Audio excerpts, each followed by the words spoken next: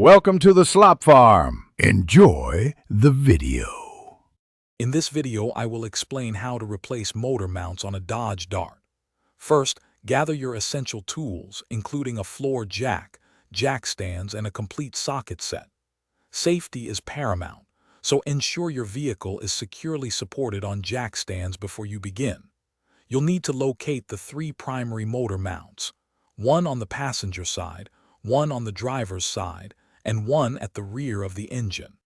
To tackle the passenger side mount, begin by supporting the engine from underneath with a floor jack and a wood block to prevent it from dropping. Next, you'll need to remove the air intake system and the battery to gain clear access to the mount.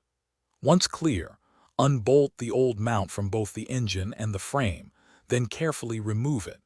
Install the new mount, ensuring all bolts are tightened to specification. Moving to the driver's side, this mount is typically accessed from underneath the vehicle. You might need to remove a few components for better reach, but the process is similar to the passenger side. The rear mount, often referred to as the transmission mount, is also found underneath. Support the transmission, unbolt the old mount, and replace it.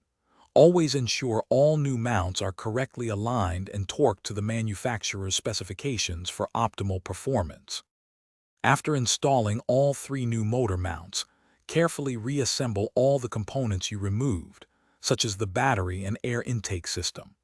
Double-check every bolt to ensure it's properly tightened and secure, as loose mounts can cause vibrations and further damage.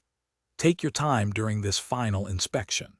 For more great deals and to check out the new Kindle Paperwhite, be sure to look for the link in the description below, along with other helpful resources. Thanks for watching. Consider subscribing if we helped you today.